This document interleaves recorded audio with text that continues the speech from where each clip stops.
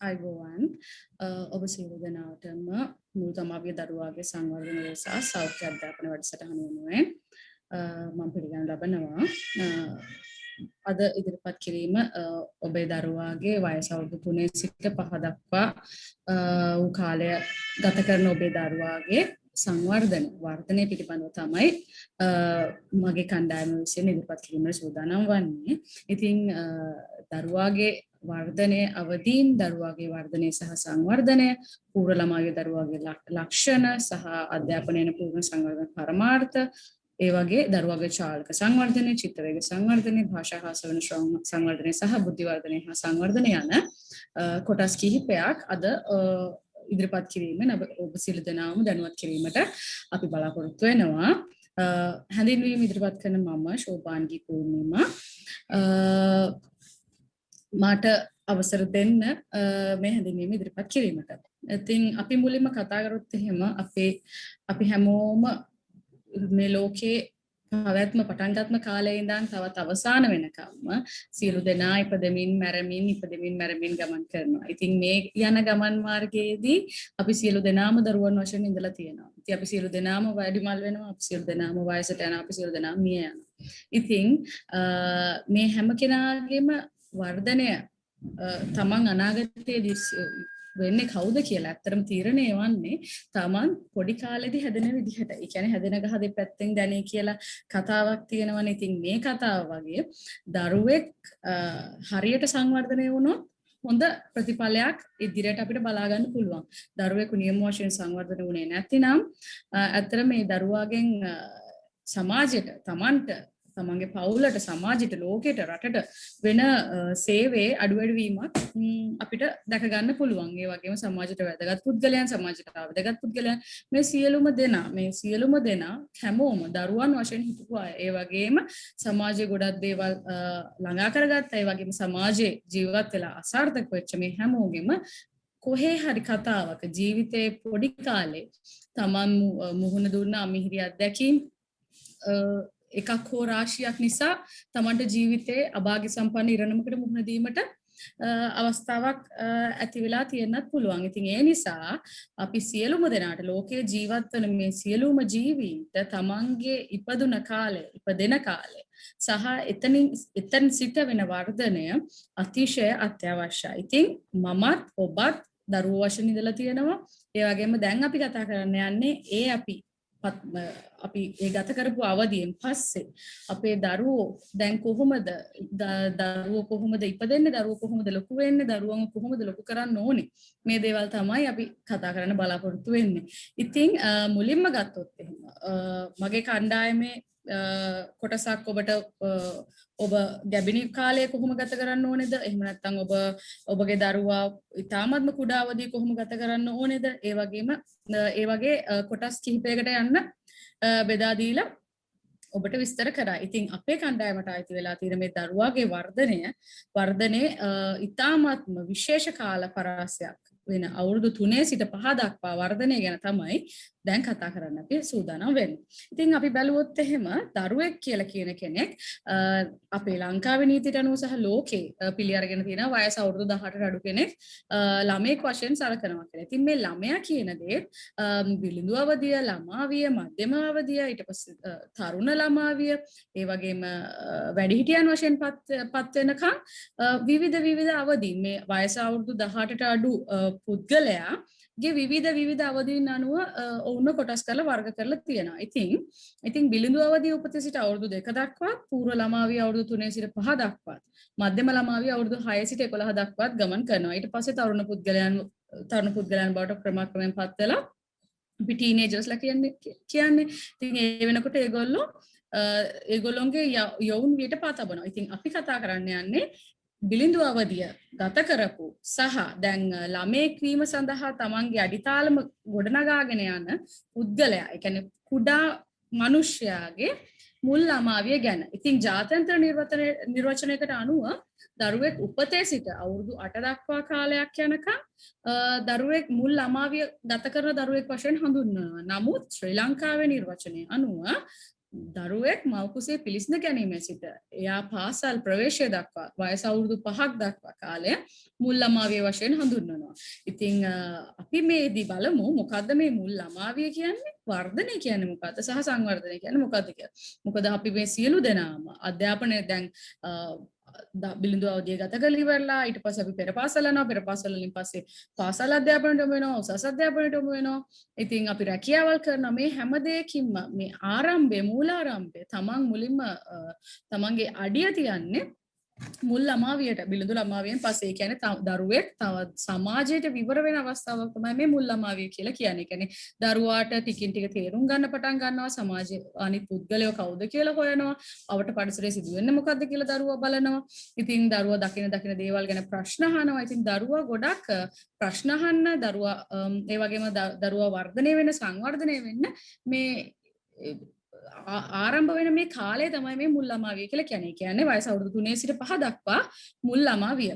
ඉතින් අපි බලමු මොකද්ද මේ මුල් ළමාවිය කියන කාලෙදී වර්ධනය කියන්නේ මොකද්ද සහ මුල් ළමාවිය කියන කාලෙදී සංවර්ධනය කියන්නේ මොකද්ද කියලා. දැන් අතරම වර්ධනය කියලා ගත්තොත් එහෙම ඔබලා සියලු දෙනාම මේ මාතෘහා ළමා සායන වලට පැමිණෙනවා. හැම මාසෙම දරුවා ඉපදුනාට පස්සේ හැම මාසයකට සැරයක් බාර කිරා බලනවා. දරුවාගේ උස මැන බලනවා. ඉතින් මෙහිදී අපිට බලා ගන්න පුළුවන් වර්ධක රේඛාවන් දීලා තියෙනවා. ඉතින් මේ වර්ධක රේඛාවන් අනුව දරුවාගේ උස, බර, සිරුරේ වර්ධනය අපිට ප්‍රමාණාත්මකව දැකිය හැකියි. ඉතින් ඒක නිසා අපිට දකින්න පුළුවන් දැක්කම දරුවෙක් හරි මේ දරුවා වර්ධනය වෙනවා. අපිට ඒක දැකිය හැකියි. නමුත් දරුවා සංවර්ධනය වෙනවද කියලා ඇත්තටම අපිට ඒක දකින්න අමාරුයි. බැලුමට දරුවා පොඩ්ඩක් ආශ්‍රය කිරීමෙන් පස්සේ දරුවාගේ අත්දැකීමත් එක්ක දරුවා ලබාගත් අත්දැකීම් සම්භාරය සහ දරුවාගේ බුද්ධිය කොහොමද කියලා අපිට ටිකක් දරුවත් සමග කතා කරාම අපිට තේරුම් ගන්න පුළුවන්.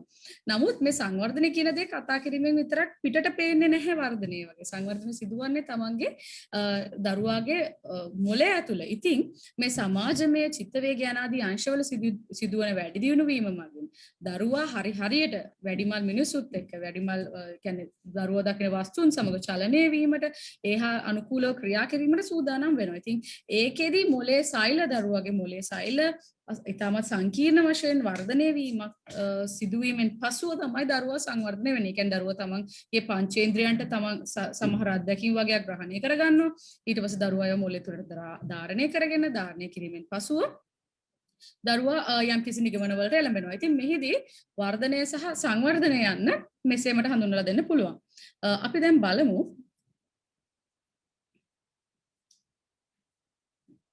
මුල් ළමාවේ දරුවෙකුගේ ලක්ෂණ. ඉතින් ඉතාමත් කුඩා අවදිය බිලිඳු අවදියේදී අපිට මාසෙන් මාසෙට දරුවා වර්ධනය වෙනවා. පේනවා දරුවා දන ගන්නවා, බඩ ගන්නවා, දරුවා අල්ලගෙන ඇවිදින උත්සාහ කරනවා, දරුවා අඩියක් දෙකක් තියෙනවා, වැටෙනවා, පෙරලෙනවා, ඔය වගේ දේවල් අපිට බලන්න පුළුවන්. නමුත් මුල් ළමාවියේදී දරුවන්ගේ වර්ධනය අර චූටිම කාලේ පොඩ්ඩිම කාලේදී වෙනවා වගේ අපිට දැකගත හැකි වෙන්නේ නැහැ. ඒ කියන්නේ උස, බර සහ ශරීර ප්‍රමාණය වර්ධනය වීමේ වේගය අඩු වෙනවා. ඒ කියන්නේ දරුවාගේ වේගේ වර්ධනයෙන් පසුව මේ සිදුවන්නේ බුද්ධි වර්ධනය සිදුවන කාල පරාසයක් නිසා ශරීර වර්ධනය සිදු වෙනවා. නමුත් සාපේක්ෂව අඩුයි. ශරීර වර්ධන සිදුවීමේ වේගය අඩුයි. මොකද විශාල ප්‍රමාණයක් අපිට නොපෙනෙන පරාසයක් දරුවාගේ වර්ධනය වෙන නිසා. ඉතින් මෙහිදී දරුවා ඇවිදීම, දිවීම, පැනීම ආදී ක්‍රියාකාරකම් මගින් ශරීරයේ විශාල හා සියුම් පේශීන්ගේ පාලනය දරුවා හුරු කරගන්නවා. දරුවා හයියෙන් දුවන්න, හිමින් දුවන්න, අවශ්‍ය වෙලාවෙදී නවතින්න, ඉඩකඩ තියලා නවතින්න. මේ වගේ දේවල් දරුවා පුරුදු වෙන්නේ මෙන්න මේ පූර්ව ළමාවිය කාලෙදී. ඉතින් මේ දරුවාගේ ලක්ෂණයක් මේ දුවන එක, වැටෙන එක, මේ අත්දැකීම් ලබා ගන්න එක මේ කාලේ දරුවාගේ ලක්ෂණයක්. ඉතින් ක්‍රීඩා කණ්ඩායම් වලට එකතු වෙන එක.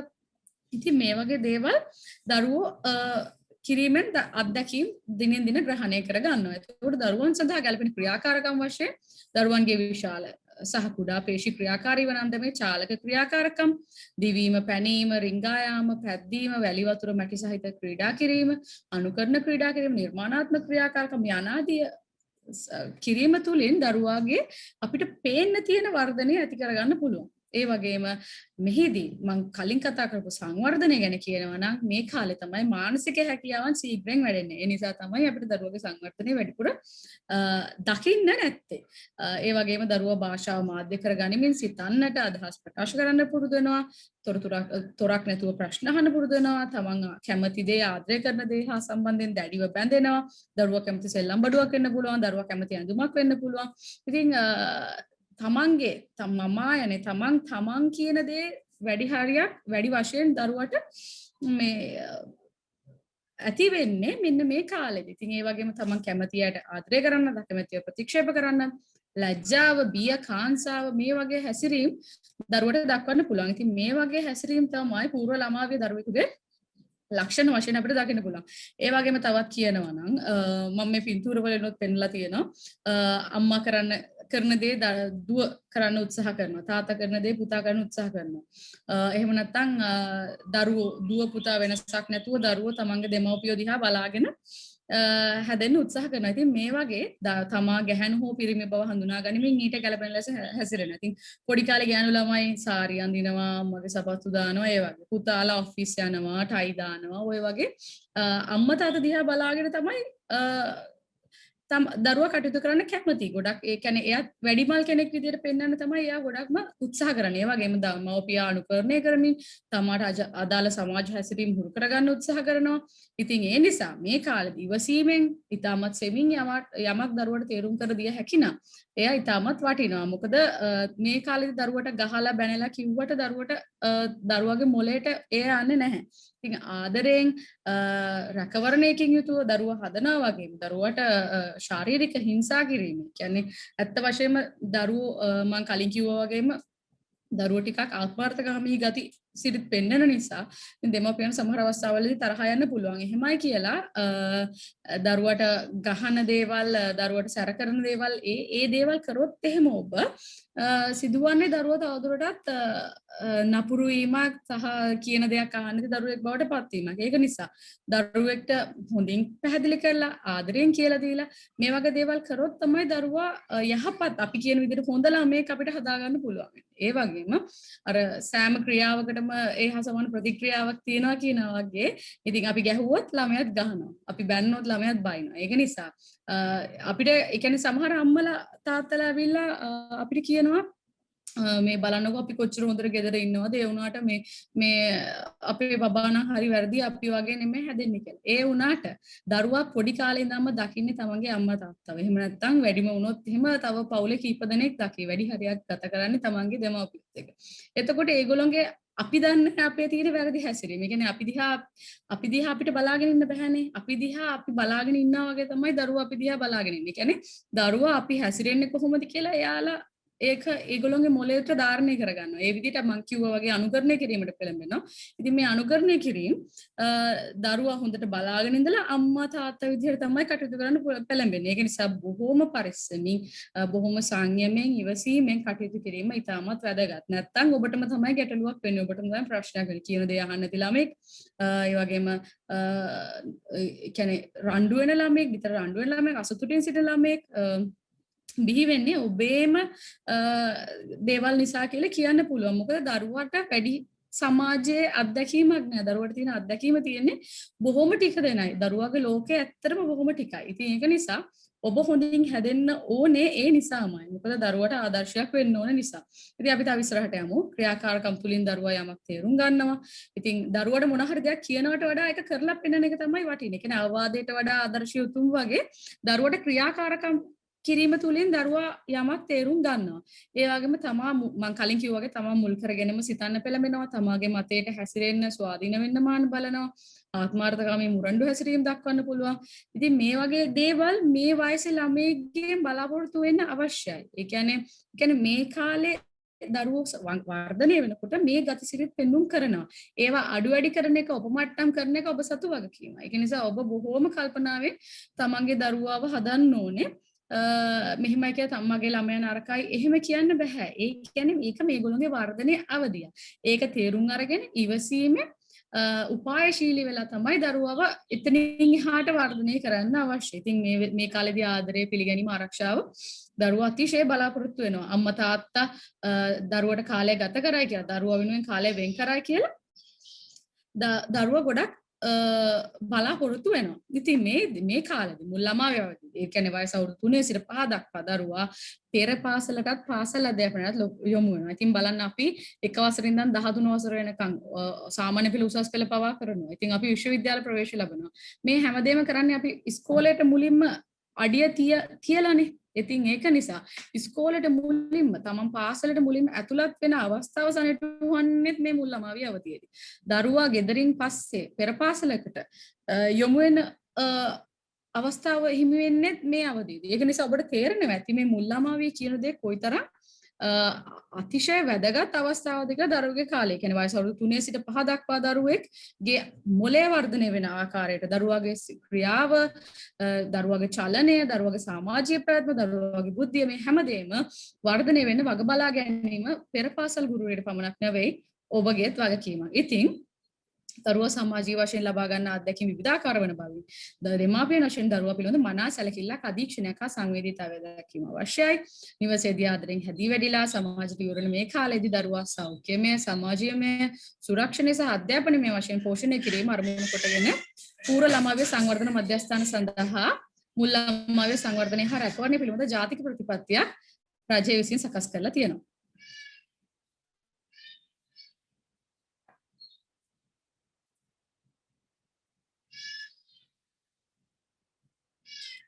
ඉතින් මේ පූර්ව ළමාවිය අධ්‍යාපනයේ පූර්ණ සංවර්ධන පරමාර්ථයට අනුව සෞඛ්‍ය හා කායික සංවර්ධනය, භාෂාව හා මුල් කාලීන සාක්ෂරතාවය, ප්‍රජානන සහ සමාජීය චිත්ත වේග යන ආදී ප්‍රධාන අංශ 4ක් ආශ්‍රය කරගෙන දරුවාගේ පූර්ණ සංවර්ධන සිදු වුණා කියලා පෙර පාසලේ විෂය මාලාවේ මට සම වෙන්න ගුරුවරියක් පෙර පාසලේදී දරුවාගේ පූර්ව සංවර්ධනය සිදුවන ආකාරයට කටයුතු කළ යුතු වෙනවා. ඉතින් මෙහිදී දරුවා සෞඛ්‍ය හා කායික වශයෙන්ද, භාෂාව සහ මුල් කාලීන සාක්ෂරතාවය වශයෙන්ද, ප්‍රජාන වශයෙන් සහ සමාජීය හා චිත්ත වේග වශයෙන් අදාළ ප්‍රධාන කොටස් 4ක් දරුවාගේ සංවර්ධනය වීමෙන් තමයි දරුවාගේ පූර්ණ සංවර්ධන පරමාර්ථය ඉෂ්ට වෙනවා කියලා කියන්නේ.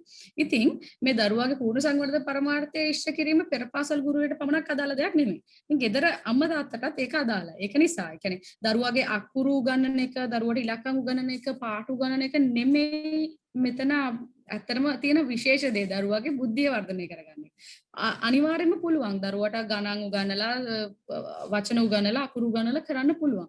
එහිදී දරුවාගේ වර්ධනය සිදුවෙන ප්‍රමාණය.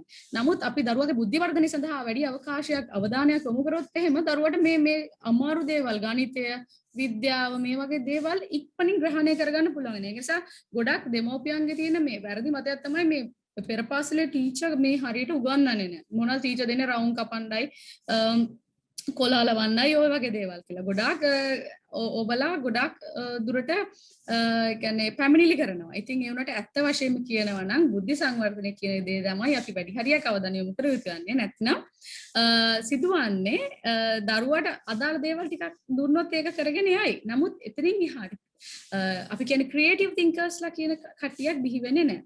ඉතින් මම කලින් කතා කරා වගේ ජාතික පෙර පාසල් අධ්‍යාපන ප්‍රතිපත්තියට අනුව සිදුවන කොටස් 4ක් දරුවාගේ ප්‍රජාන සංවර්ධනය, සෞඛ්‍ය හා කායික මම කලින් කතා කරා වගේ ඒ කොටස් 4ම තමයි අපි නිවසේදීත් සංවර්ධනය කරන්න ඕනේ. ඒ කියන්නේ විෂය නිර්දේශයකට අනුව නෙමෙයි.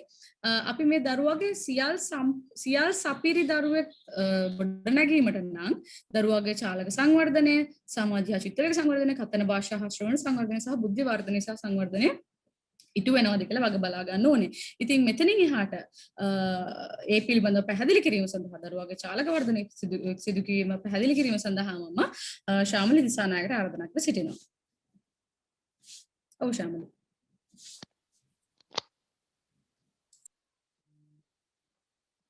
Thank you Shobha teacher. ඉතින් දැන් මම කතා කරන්න යන්නේ චාලක සංවර්ධනය කියන්නේ මොකක්ද කියලා. එය සංවර්ධනය කර ගැනීමට අපි කියන්නේ ගුරුවරිය සහ දෙමාපියන් කළ යුතු දේ සහ දෙමාපියන් සතු වගකීම කුමක්ද කියන එක තමයි අපි කතා කරන්න යන්නේ දැන්. මොකද ගුරුවරියකට විතරක්ම දරුවාගේ එම සංවර්ධනය 100%ක්ම කිරීමට බැහැ. මොකද දරුවා ගුරුතුමිය එක්ක රැඳෙන කාලය තුල ගුරුතුමිය එම වගකීම ඉටු කරනවා වගේම දෙමාපියන්ටත් වගකීමක් තියෙනවා. මොකද දරුවා වැඩි කාලයක් නිවසේ රැඳෙන නිසා වෙන්නේ. එතකොට අපි බලමු අපි හැමෝගෙම බලාපොරොත්තුව තමයි හොඳ සෞඛ්‍ය සම්පන්න යහපත් චිත්ත වේග තියෙන දරුවන් දැකීම. එතකොට ජින් ජැක් රූසෝට අනුව ඔහු කියලා තියෙනවා ශාරීරික හා ඉන්ද්‍රිය පුහුණුවෙන් සමන්විත ධනාත්මක අධ්‍යාපනයක් තුලින් ප්‍රාථමික දරුවාගේ සමස්ත සංවර්ධනය ඇති කළ යුතුයි කියලා. ඒ කියන්නේ වේගවත් කායික වර්ධනයක් මුල් ළමාවියේ විශේෂ ලක්ෂණයක්. දරුවාගේ නිරෝගී ක්‍රියාශීලීත්වය චාලක සංවර්ධනය හා බැඳී පවතී.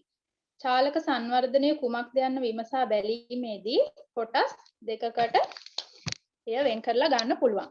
ඒ කියන්නේ සිරුරේ අවයව, මොළය, සංවේදී ඉන්ද්‍රිය සමගින් චාලක ක්‍රියාවන් හා සිදුවන සංවර්ධනය තමයි චාලක සංවර්ධනය කියලා සරලවම අපි ගත්තොත් තියෙන්නේ. දැන් අපි බලමු දල චාලක සංවර්ධනය කියන්නේ මොකක්ද කියලා. දල චාලක සංවර්ධනය කියලා කියන්නේ ඇවිදීමේදී කඳ හා අත්පා සමගින් ඇතිවන චලනයන්. ඒ කියන්නේ සිරුරේ චලනයන් හා මෙය සම්බන්ධ වේ. මේ දරුවාගේ ශරීර සමබරතාවය, ශරීර අංග පාලනය, ශරීරය හා වෙනත් ද්‍රව්‍ය පිළිබඳ අවබෝධය ඇසුරින් සලකා බැලීම ළමයා සිදු කරන ආකාරය තමයි මේ මගින් කතා කිරීමට යන්නේ. එතකොට අපි බලමු මේවා වැඩි දියුණු කරන්න මේකත් දැන් කොටස් 3කට බෙදෙනවා. ඒ කියන්නේ දරුවාගේ ශරීර සමබරතාවය, ශරීර අංග පාලනය, දරුවාගේ ශරීරය හා වෙනත් ද්‍රව්‍ය පිළිබඳ අවබෝධය මේක කොටස් 3කට මේ විදිහට බෙදෙනවා. ඒකෙන් අපි දැන් කතා කරමු දරුවාගේ ශරීර සමබරතාවය පවත්වා ගැනීමට දරුවට කරන්න දෙන්න පුළුවන් මොනවද කියලා. ශරීරයේ සමබරතාවය පවත්වා ගැනීමට දිවීමට හැකියවීම. එයා එහෙට මෙහෙට පැද්දි යන්නේ නැතුව, එයාට වැටෙන්නේ නැතුව දුවන්න පුළුවන් වෙන්න ඕනේ. පහසුවෙන් ඉදිරියට පසුපසට ගමන් කිරීමට හැකියාවක් ලැබෙන්න ඕනේ. වේගයෙන් බෝලයක් ඉදිරියට විසිකිරීමේ හැකියාව දරුවට තියෙන්න ඕනේ. සිහින් ගැට්ටක් මත දෙයක් දෙපසට විහිදුවමින් පැත්තකට විසි නොවි ගමන් කිරීමේ හැකියාව දරුවට තිබිය යුතුයි. තනි කකුලෙන් පිටුපසට පැනිය හැකි වීම පුළුවන් වෙන්න ඕනි. මේ හැම අවස්ථාවකදීම අපි දෙමාපියන් සහ ගුරුවරුන් ළමයා පිටුපස හැම මොහොතකම ඉඳලා ළමයාගේ ආරක්ෂාව ගැන බලලා මේ දේවල් කරන්නේ කොහොමද කියන දේ මේ නිරීක්ෂණය කරන්න ඕනි. ඒ වගේම දැන් අපි කතා කරමු දරුවාගේ ශරීරය හා වෙනත් ද්‍රව්‍ය පිළිබඳ අවබෝධය. පහසුවෙන් විවිධ දේ මතට ඇවිදින විට සෙලවිය හැකි හෝ නොහැකි වස්තුන් වටා ගමන් කරයි. දුවන විට හමුවන කුඩා බාධක උඩින් ළමයා පැන යයි. සම වයස් අයන් සමග ගැටුම් ඇති කර ගැනීම තරමක් දුරට සීමා වේ. ඒ කියන්නේ මේ දේවල් මගින් අපිට ළමයාගේ ශරීරයේ දරුවාගේ ශරීරය හා වෙනත් ද්‍රව්‍ය පිළිබඳ එයා දරන මතයන් සහ එයාගේ ශරීරය කොහොමද හැසිරවීම කියලා බලන්න පුළුවන්. දැන් අපි බලමු එතකොට දරුවට නොවැටි ඉදිරියටම යන්න පුළුවන් වීමත්, සිරුර තැන් තැන් වලට ගමන් කරන විට චලනයන් උපයෝගී කර ගැනීමට හැකියවීමක් තමයි මේ හැම දෙයකින්ම කියන්නේ. දැන් අපි බලමු සියුම් චාලක සංවර්ධනය කියන්නේ මොකක්ද කියලා. ඒ කියන්නේ අත් හා ඇඟිලි වලින් කරන සියුම් ක්‍රියාකාරකම්. දරුවාගේ අතෙහි ක්‍රියාකාරීත්වය සමග මෙය බැඳී පවතී.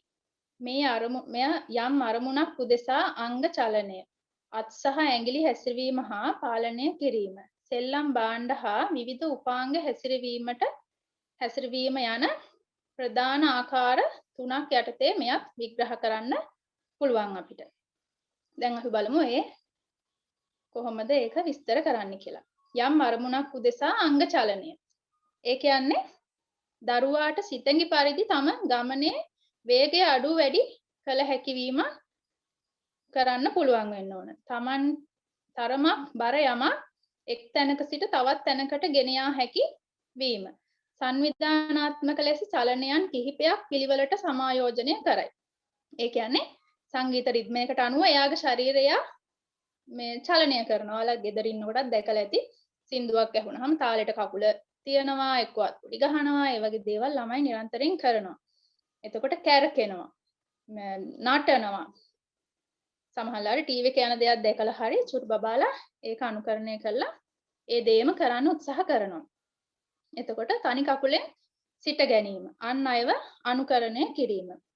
ඒකයි මම කිව්වේ දරුවා නිතරම දකින දේ සහ ටීවී එකේ දකින දේ, ඒ වගේ දකින දේ නිරන්තරයෙන් අනුකරණය කරමින් තමයි දරුවා වර්ධනය වෙන්නේ. දැන් අපි බලමු අත් සහ ඇඟිලි හැසිරවීම හා පාලනය. තම දෑතින් හිසට ඉහළින් බෝලයක් ගෙන එය ඉදිරියට විසි කරයි. ළමයාට බැලන්ස් එකේ يعني එහාට මෙහාට විසි වෙන්නේ නැතුව, යා වැටෙන්නෙත් නැතුව බෝලයක් විසි කිරීමේ හැකියාව ළමයාට තියෙනවා. එතකොට පොත්තක පිටු අනුපිළිවෙලට පෙරලයි. ඇඳුමේ බොත්තම් ගලවයි. සමහර වෙලාවට එයාගේ ලේස් එකත් එයා ගැට ගහන්න සපත්තුවේ උත්සාහ කරනවා. ඒ වගේ වෙලාවට එයාට ඒකට අවස්ථාව දෙන්න ඕනේ දෙමව්පියන් වුණාම. එතකොට පෑන හෝ හැන්ද ඇල්ලීමට තම හුරුවත භාවිතා කරයි. මේ වගේ ක්‍රියාකාරකම් කරනකොට එයාට ඒකට අවස්ථාව දීලා නිවැරදි කිරීමක් එක්ක ඉස්සරහට යන්න ඕනේ. දැන් බලමු සෙල්ලම් භාණ්ඩ හා විවිධ උපාංග හැසිරවීම. කරාමයක් ඇරීම හා වැසීම සිදු කරයි. එතකොට ළමයා බෝලයක් බෝතල් පියනක් ඇරීම හා වැසීම සිදු කරනවා. බෝතලයක මූඩිය අරිනවා. සමහර ලාට එයා ඒක වහන්න උත්සාහ කරනවා, වහගන්න බැරි වුණාම කතා කරනවා. එතකොට අදමෝපි වුණාම දැනගන්න ඕන ටීචර් උනා ළඟට ඇවිල්ලා මේක පුතේ මෙහෙමයි අරින්නේ, මේක මෙහෙමයි වහන්නේ කියලා ළමයාට හොඳින් කියලා දීලා යාව දිරි ගන්නවන්න. එතකොට දියර වර්ග කෝප්පයක් තුලට වත් කරයි. කෝප්පය අඬුවෙන් අල්ලා එසවීමට හැකියාවක් ළමයාට ලැබෙයි. දැන් අපි බලමු. ඒ කියන්නේ දෙමාපියන් වුණාම හැම දෙමාපියෙක්ගේම බලාපොරොත්තුව තමයි ළමයාගේ මොළයේ ක්‍රියාකාරීත්වය, සිතුවිලි වර්ධනය සංවර්ධනය වෙනවා වගේම අනතුරක් කරගන්නේ නැතුව එයාගේ වර්ධනය දකින්නේ කොහොමද කියන එක දැකීමට. ඒක දෙමාපියන්ට සහ ගුරුවරුන්ට සහ විශේෂයෙන්ම දෙමාපියන් අතරේ තියෙන ඉතා විශාල වගකීමක්. ඉතින් පුද්ගල සංවර්ධනයට අදාළ වෙන සංවර්ධන අංශ වලින් චාලක සංවර්ධනය ගැන මම පැහැදිලි කිරීමක් කරා. අනෙක් සංවර්ධන අංශය වන ප්‍රජානන සංවර්ධනය ගැන පැහැදිලි කිරීමට මම ආරාධනා කරනවා ශෝභානි ටීචර් නැවත වරක් ඉදිරියට කරගෙන යන්න.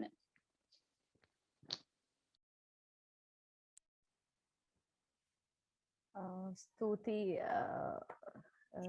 මිස්. දැන් ඉදිරිපත් කිරීම සිදු කරන්න හිතපු කෙනා නෙමෙයි ඉදිරිපත් කරන්න යන්නේ. ඉතින් මම නැවතත් බාර ගන්නවා ඉදිරිපත් කිරීම. ඉතින් අපි කතා කළා වගේ පූර්ව ළමාවිය දරුවාගේ සංවර්ධනය ප්‍රධාන කොටස් 4ක් පෙර පාසලේ ගුරුවරිය විසින් ඉටු කිරීමට නියමිතයි. ඒ කියන්නේ දරුවාගේ චාලක සංවර්ධනය, සමාජීය හා චිත්ත වේග සංවර්ධනය, දරුවාගේ භාෂා භාවිතය සහ දරුවාගේ ප්‍රජානන සංවර්ධනය. ඒ පෙර පාසලේ සිදු කරන අවස්ථාවේදී ගෙදර තමන්ගේ අම්මා තාත්තා විදිහට, පවුලේ වැඩිමල් අය විදිහට දරුවාගේ සමාජීය හා චිත්ත වේග සංවර්ධනය ඉටු කරන්නේ කොහොමද කියලා තමයි අත්‍තරම මම කතා කරන්න බලාපොරොත්තු වෙන්නේ. අපි බලමු. මේ දරුවාගේ සමාජීය සංවර්ධනය කියලා කියන්නේ දරුවා කොහොමද සමාජයත් එක්ක ගනුදෙනු කරන්නේ. මෙච්චර කාලයක් දරුවා තමන්ගේ පවුලත් එක්ක ගනුදෙනු කරේ. ඒ කියන්නේ තමන්ගේ අම්මා තාත්තා හිටියොත් තමන්ට වැඩිමල් සහෝදරයෙක්, එහෙම නැත්නම් තමන්ට බාල සහෝදරයෙක්, මේගොල්ලොත් එක්ක තමයි මෙච්චර කාලයකට දරුවා කටයුතු කරගෙන ගියේ. දැන් දරුවා එතනින් එහාට සමාජයේ වැඩිහිටියොත් එක්ක කොහොමද ගනුදෙනු කරන්නේ, වැඩිහිටියත් එක්ක කොහොමද කතා බහ කරන්නේ, තමන්ගේ කැමැත්ත අකමැත්ත ප්‍රකාශ කරන්නේ, ඒ වැඩිහිටියන්ගෙන් අමතරව දරුවා කොහොමද තමන්ගේ සමවයස්කයින් සමග ගනුදෙනු කරන්නේ, සමවයස්කයින් හා එකට කටයුතු කරන්නේ, කණ්ඩායම් ක්‍රියාකාරකම් කරන්නේ යනාදී දේවල් දරුවා සිදු කරන්නේ කොහොමද? ඒ කියන්නේ දරුවා සමාජයත් එක්ක කටයුතු කරන්නේ කොහොමද කියලා තමයි දැන් මේ සමාජ සංවර්ධනය. සමාජයත් එක්ක කටයුතු කිරීමේදී සංවර්ධනය වෙන්නේ කොහොමද කියලා තමයි මෙහිදී කතා කරන්නේ. ඉතින් බලමු දරුවාගේ සමාජීය සංවර්ධනයේ අවස්ථා 4ක් යටතේ සලකා බැලිය හැකි. ඒ කියන්නේ දරුවට පුරුදු අනුපුරුදු වැඩිහිටියන් අතර වෙනස පිළිබඳ දරුවා දැනුවත්ද කියලා කියන්න. ඒ වගේම අනිකුත් ළමයින් ඇසුරු කිරීමට දරුවාට ඇති සමාජීය කුසලතාවය, වැඩිහිටියන් ඇසුරු කිරීමට දරුවාට ඇති සමාජීය කුසලතාවය සහ පුද්ගල අසමානතා හා සමානතා හඳුනා ගැනීමට දරුවාට ඇති හැකියාව. දැන් අපි පළවෙනි කොටස ගැන ගත්තොත් එහෙම පුරුදු අනුපුරුදු වැඩිහිටියන් අතර වෙනස පිළිබඳ දරුවාගේ දැනුවත්භාවය. ඉතින් මේක කතා කිරීමෙන් අනතුරුව මම ඒ පැහැදිලි කරන්නේ.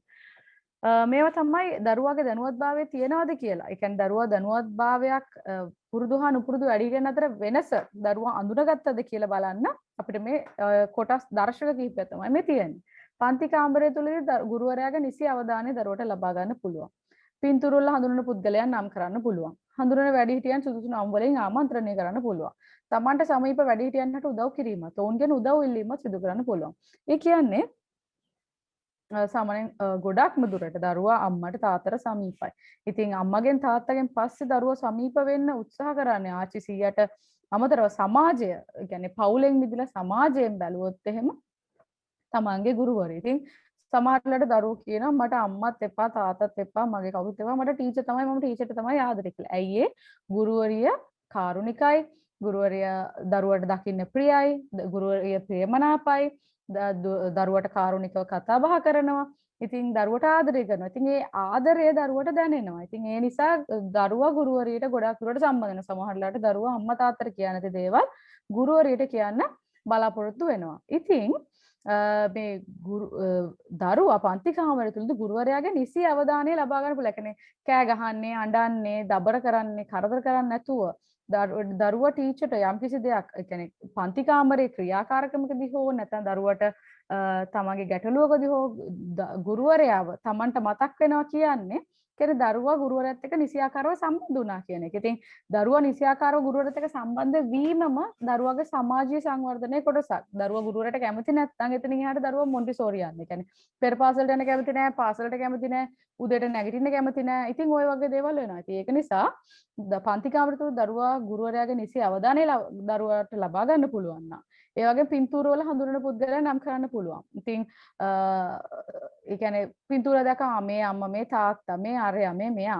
කියලා දරුවා අඳුර ගන්න පුළුවන්. ඒතකොට දරුවාගේ මතකයට රැඳිලා තියෙනවා අදාළ පුද්ගලයාගේ පින්තූර. ඉතින් ඒ වගේම ඒ කියන්නේ දරුවාට හඳුනන පුද්ගලයන් නම් කිරීමේ හැකියාවක් ලැබෙනවා. ඉතින් දවස් අවුරුදු 3 සිට 5 දක්වා දරුවෙක් මෙන්න මේ දේවල් කරනවාද කියලා ඔබ පොඩ්ඩක් බලන්න. මේ දේවල් කරන්න පරක්කු වෙනවා නම් කියන්නේ විශාල වශයෙන් පරක්කු වෙනවා නම් දරුවාගේ වර්ධනය යම්කිසි සෙමින් වර්ධනයක් සිදු වෙන බව පෙන්눔 කරනවා නම් ඒ පිළිබඳව ඔබ දැඩි අවධානයකින් සිටිය යුතුයි. ඒ වගේම හඳුනන වැඩිහිටියන් සුදුසු නම් වලින් දරුවා ආමන්ත්‍රණය කරනවා. තමන්ට සමීප වැඩිහිටියන්ට උදව් කිරීම. සමහරවිට අම්මට තාත්තට මං කලින් කිව්වා වගේ ගුරුවරියට එහෙම නැත්නම් මිත්තණියට තමන්ගේ සහෝදරයෙකුට වැඩිපුර දරුවා ඇලෙන්න පුළුවන්. ඉතින් දරුවා මේ වැඩිහිටියෙක් කියන දේ අවබෝධ කරගෙන තියෙනවා නම් ඒ සමාජීය සංවර්ධනයේ එක් කොටසක් ඉටුන බවට කියන්න පුළුවන්. එතකොට අනෙකුත් ළමයින් ඇසුරු කිරීමට දරුවාට ඇති සමාජීය කුසලතාවය. ඉතින් මෙහිදී මොන්ටිසෝරිට මුලින්ම ගියාම දරුවා අඬනවා. දරුවා කැමති නැහැ ඇත්තටම පෙර පාසලේ කටයුතු කරන්න. ඉතින් දරුවාට පෙර පාසල පුරුදු නැති නිසා. නමුත් ටික කාලයක් යනකොට දරුවා පෙර පාසල යන කැමතියි. ඒ ගෙදරදී එකම දේවල් දරුවට දකින්න තියෙනවා. පෙර පාසලේදී විවිධ ක්‍රියාකාරකම් තියෙනවා. දරුවට විවිධ සින්දු කතන්දර දරුවා කැමති දේවල් අහන්න පුළුවන්කම ලැබෙනවා. ඉතින් මේ දරුවට පෙර පාසලේදී අලුත් අත්දැකීම් රාශියක් ලැබෙනවා. ඉතින් මෙහිදී දරුවෝ අනෙකුත් දරුවෝ හඳුනා ගන්නවා, දරුවන් සමග දබර ඇති කරගන්නේ නැහැ. මුලින්ම වගේ නෙමෙයි කල් යනකොට දරුවෝ තමන්ගේ සහෝදරයෙක් වගේ, තමන්ගේ පවුල කෙනෙක්ට වගේ තමන්ගේ යාළුවොත් එක්ක කටයුතු කරන්න පෙළඹෙනවා. ඒ වගේම අනෙකුත් දරුවන් සමග සෙල්ලම් ආරම්භ කරනවා. තමන් උගත් යහපත් දේ අන්නයටත් කියලා දෙනවා. යමක් වැරදි දෙයක් කරනවා නම් මේක කරන්න එපා, මේක හොඳ නෑ. එහෙම කියලා දරුවා කියන්න පෙළඹෙනවා. ඒ වගේම ක්‍රියාකාරකම් ආරම්භ කරනවා. වෙනත් අය සමග සෙල්ලම් බඩු බෙදා ගන්නවා. මිතුරන්ට උදව් කරනවා, සහයෝගයෙන් ක්‍රියා කරනවා. ඉතින් ඒ වගේම අලුතෙන් අපි පෙර පාසලට සම්බන්ධ වෙන කෙනෙක් හරි තමන්ගේ අසල්වැසියෙක් හරි අලුතෙන් කෙනෙක් සම්බන්ධ වෙනවා නම් ඔවුන් සමග වෙනසක් නැතුව කටයුතු කරනකොට දරුවන්ට හැකියාව ලැබෙනවා. මෙන්න මේ දේවල් දරුවා කරනවා කියන්නේ දරුවා සමාජීය වශයෙන් සංවර්ධනය වෙනවා කියන එක. ඒ කියන්නේ දරුවාගේ ආත්මාර්ථකාමී ගති වලින් මිදලා, ඒ කියන්නේ අවුරුදු 3ේදී අපිට ඒක බලාපොරොත්තු වෙන්න බෑ. අවුරුදු 4ක් පමණ වෙන්න ඕනේ මේ දේවල් වෙන්න. 4 5 වගේ කාලේ තමයි ඒක වැඩිදුරට පෙන්눔 කරන්නේ. අවුරුදු 3 කියන්නේ දරුවා ඉතාමත් කුඩා අවදියේ එතකොටත් පසු වෙන්නේ. ඉතින් අවුරුදු 4 5 දී තමයි මේ වගේ දේවල් අපිට බලාපොරොත්තු වෙන්න පුළුවන්. විශේෂයෙන්ම ගොඩක් දරුවෝ අවුරුදු 4ක් 5ක් වගේ කාලේ තමයි මේ දේවල් පෙන්눔 කරන්නේ. සමහර දරුවෝ ලක්ෂණ වේලාසනින් පෙන්눔 කරනවා. ඒ කියන්නේ ඒ දරුවාගේ තරම අනුව තමයි මේ දේවල් සිදු වෙන්නේ. ඉතින් ඒ වගේම විවිධ ස්ථානවල විවිධාකාර මිතුරන් සිටිනවා. ඒ කියන්නේ දරුවාගේ මොළය දරුවා දැක්කම යම්කිසි දර්ශනයකින් තමාගේ මොළය අඳුර ගන්නවා. මේ ඉන්නේ මේ ගෙවල් අහල පහල ළමයි. මේ ඉන්නේ මේ මගේ පාසලේ මිතුරෝ. මේ මගේ පෙර පාසලේ මිතුරෝ. මේ මගේ දහම් පාසලේ මිතුරෝ. මේ මගේ ආච්චි සීයාගේ ගෙදර ළඟ පාතායගේ මිතුරෝ කියලා දරුවෝ සමාජයේ ඒ කියන්නේ අනිත් අයව ඇසුරු කිරීමේදී සමාජීය වශයෙන් සමාජ ජීවත් වෙන විවිධ කණ්ඩායම් ගැන දැනුවත්භාවයක් ඊට පස්සේ දරුවා ලබා ගන්නවා. ඒ කියන්නේ දරුවාගේ මතකයේ තැන්පත් වෙනවා. ඊට පස්සේ අපි බලමු දරුවෝ කොහොමද වැඩිහිටියන් ඇසුරු කරන්නේ කියලා.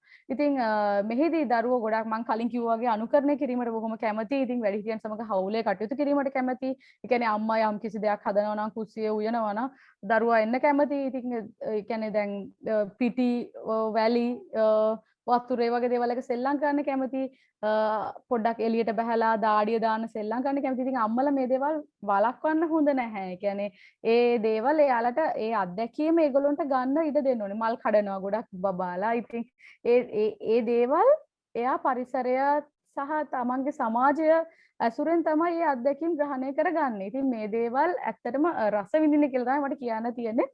ඒක කරදරයක් විදියට දකින්න එපා ඔයගොල්ලෝ. ඉතින් ඒ වගේම වැඩිහිටියන් උදව් කිරීමට කැමති, වැඩිහිටියන් ඇසුරු කිරීමට කැමති, දන්න අයට සුබ පතනවා. ඒ කියන්නේ කොහොමද ඔබ හොඳින්ද එහෙම කියලා දරුවා අහනවා. අනිත් කෙනා ගැන හිතනවා, අනිත් කෙනාට තමන්ගේ සෙල්ලම් බඩුවක් දෙන්න පුළුවන්. මේ ඒ වගේ දේවල් වැඩිහිටියන් දකිනවා, පිළිගන්නවා, සතුටු වෙනවා. මේ වගේ දේවල් වලින් සමාජයේ ඇසුරු කරන්න දරුවා කැමති කෙනෙක්ද අකමැති කෙනෙක්ද කියලා ඔබට යම් කිසි නිර්ණයකට එන්න පුළුවන්. ඒ වගේ මතක තියාගන්න අවුරුදු 3ේදී මේ සියලු දේවල් බලාපොරොත්තු වෙන්නත් එපා. ඒ වගේම පුද්ගල සමානතා සහ අසමානතා හඳුනා ගැනීමට දරුවාට හැකියාව ලැබෙනවා. ඒ කියන්නේ වෙනත් දරුවෝ ගැන සරල ප්‍රශ්න අහනවා. ඇයි ඒ බබා, ඇයි ඒ යාළුවා උස, ඇයි ඒ යාළුවා මිටි, ඇයි මේ යාළුවා හැමතිස්සෙම අඬන්නේ? දරුවට ප්‍රශ්න මං කිව්වනේ අවුරුදු 3 සිට 5 වෙනකන් දරුවෝ විවිධ ප්‍රශ්න අහනවා කියලා. ඉතින් මේ වගේ තමන්ගේ සමාජය ගැන ප්‍රශ්න අහනවා. ඉතින් මේ දේවල් වලට දරුවට සංවේදීතාවය යොමු කරලා, දරුවට අවධානය යොමු කරලා, දරුවා අහන ප්‍රශ්න වලට උත්තර දීමෙන්, පිළිතුරු දීමෙන් දරුවා තුළ සමාජීය සංවර්ධනයක් ඉටු කරනවා. ඉතින් මේක මොන්ටිසෝරියේදී මේ පෙරපාසල් ගුරුවරු විසින් කළ යුතු දෙයක් නෙමෙයි. ගෙදරදී අම්මයි තාත්තයි දරුවට නිසි අවධානය යොමු කරා මේ දේවල් කරන්න හරිම ලේසි. ඒ වගේම තමන්ගේ ස්වරූපය වෙනස් කිරීමට උත්සාහ කරනවා. අන් අයගේ ඇඳුම් අඳින්න, වීර චරිතයක් වගේ හැසිරෙන්න, මූණේ හැඟීම් වලින් තරහ ගියාම තරහ මූණක්, hina සතුටු නම් සතුටු මුහුණක්, ප්‍රශ්නක ඉන්නවා නම් ඒක අපිට පේන්න තියෙනවා. ඉතින් ඒක තමයි කියන්නේ පෙරපාසලේ ගුරුවරියගේ දරුවව හොඳට දැනගන්නවා වගේ අම්මයි තාත්තයි අවශ්‍යම දන්නවනේ. ඉතින් දරුවා සමාජය වශයෙන් සංවර්ධනය වෙනවාද කියලා අපිට ගෙදර ඉඳන්ම ඉන්න පුළුවන්. ඉතින් ඒ වගේම තමන්ගේ ස්වරූපය විස්තර කිරීමට, එයානුන් හාස දීමට, මං එයාට වඩා උසයි, මම එයාට වඩා කොටයි, ඔය වගේ දේවල් දරුවට කියන්න හැකියාව ලැබෙනවා. ඉතින් මේවා පොඩි දේවල් කියලා ඕගොල්ලන්ට පේනවා ඇති. නමුත් ඒ ඇතුලේ ගැව්වෙච්ච විශාල සංවර්ධන ක්‍රියාදාමයක් පවතින බව ඔබ මතකයේ තබා ගත යුතුයි. ඒ වගේම තමා වටා සිටින අයගේ වෙනස් වූ සමාජ භූමිකාවන් ගැන දරුවා සරල ප්‍රශ්න අහන්නත් පෙළඹෙනවා මේ අවස්ථාවේදී. ඒ දරුවාගේ සමාජීය පැත්තෙන් සිදුවන සංවර්ධනයේදී. ඉතින් දරුවාගේ චිත්ත වේග සංවර්ධනය ගැන කතා කරොත්, දරුවාගේ සිතුවිලි ගැන කතා කරොත් ඉතින් දරුවාගේ චිත්ත වේග සංවර්ධනයේ අවස්ථා 4ක් හැටියට සලකා බැලිය හැකි. කියන්නේ තමා පිළිබඳව දරුවා දන්නවද? ඒ කියන්නේ තමාගේ හැඟීම් ගැන දරුවා දන්නවද? අවස්ථාව හඳුනාගෙන ඊට අනුකූලව තමන්ට හැඟීම් පාලනය කරන්න ප්‍රකාශ කිරීමට පුළුවන්ද? තමන්ගේ කුසලතා පිළිබඳව ස්වයං අභිමානයක් හා විශ්වාසයක් තියෙනවා. සහ තමන්ගේ හැඟීම් පාලනය කිරීමට තමන්ට හැකියාවක් තියෙනවා. මේ වගේ දේවල් වලින් ඔබට මැනගන්න පුළුවන් ඔබේ දරුවාගේ තත්ත්වය. එතකොට අපි පළවෙනි බලමු තමා පිළිබඳ සංකල්පය ගැන. ඉතින් තමා පිළිබඳ සංකල්පයේදී ක්‍රීඩාවන්හිදී සංකේතාත්මකව අවස්ථාවට ගැලපෙන පරිදි තමාගේ චරිතය හඳුන්වලා දෙනවා. තමා පිළිබඳ විස්තර අනිදරුවන් සමග බෙදා ගන්නවා. මේක ඉතාමත්ම විශේෂ දෙයක්. මොකද මම කලක් ගුරුවරයෙක් වශයෙන් සේවය කළා. ඒ කියන්නේ වැඩිමල් පන්තිවලට. එහිදී මට ඒ කියන්නේ ඒගේ ගුරුවරියෝ කතා වෙනවා මේ දරුවෝ පොඩි පන්ති වල ඉන්න දරුවෝ මොනවද තමන්ගේ ගෙදර විස්තරකින් යාළුවොත් එක්ක බෙදා හදා ගන්න කියලා. සමහරවිට දරුවන්ගේ ප්‍රශ්න බෙදා ගන්නවා. සමහරවිට දරුවන්ගේ අම්මා තාත්තගේ ප්‍රශ්න, පුද්ගලික ප්‍රශ්න, අහල පහල ප්‍රශ්න, සේරම දේවල් ගුරුවරියා සහ පන්තියේ ළමයි දැනගන්න. සමහරවිට ඒවා ඇත්තටම හාස්‍යජනක වුණාට සමහර ගොඩාක් සංවේදී, අති සංවේදී, අතිශය දුක්ඛදායී තත්වයකුත් මෙහිදී තියෙනවා කියලත් ඔබ දැනගන්න ඕනේ. ඒකයි මම වේලාසනෙම හැඳින්වීමේදීම කිව්වේ ඉතාමත් අතිශය කල්පනාකාරී විය යුතුයි. ඉතින් මෙහිදී තමන් පිළිබඳ විස්තරාන් දරුවන් සමග බෙදා ගන්නවා කියලා කිව්වම ඒ කියන්නේ අම්මා තාත්තාගේ හැසිරීමද ඒ හැමදේම. ඉතින් මම තවදුරටත් කියන්න කැමති දරුවා කුඩායි කියලා දරුවව නොසලකා හරින්න එපා. ඒ කියන්නේ දරුවා ගැන අවධානය යොමු කරන්න. අම්මා තාත්තාගේ අතිශය පෞද්ගලික ක්‍රියාකාරකම් වලදී පවා ඔබ සැලකිලිමත් විය යුතුයි. මන්ද දරුවා සමහර විට නිදි කියලා හිතුවට නිදි නෑ. ඒක නිසා මේ දේවල් දරුවා මතකේ තියාගන්න. සමහර දරුවට ඒක ලොකු බලපෑමක් වෙන්න පුළුවන්. මේවා අහල පහල අයත් එක්කත් දරුවා කියන්න පෙළඹෙන්න පුළුවන්. ඒ නිසා දරුවා කෙරෙහි වැඩි අවධානයක් යොමු කරන්න කියලා මම නැවත නැවතත් විශේෂයෙන්ම කියනවා. ඉතින් අපි තව බලමු. තමා පිළිබඳ සංකල්පෙදී තමාගේ පාවාන් හඳුනා ගන්නවා. ඒවා පළඳිනවා. සමහර දේ ගැන ස්වාධීනව තීරණය ගන්න පෙළඹෙනවා. එතකොට දැන් අපි කෑම හදන දුන්නොත් අම්මා මට මේ කෑම එක එපා. මට මේක දෙන්න. මේක දෙන්න. මට ඕනේ මේ දේ.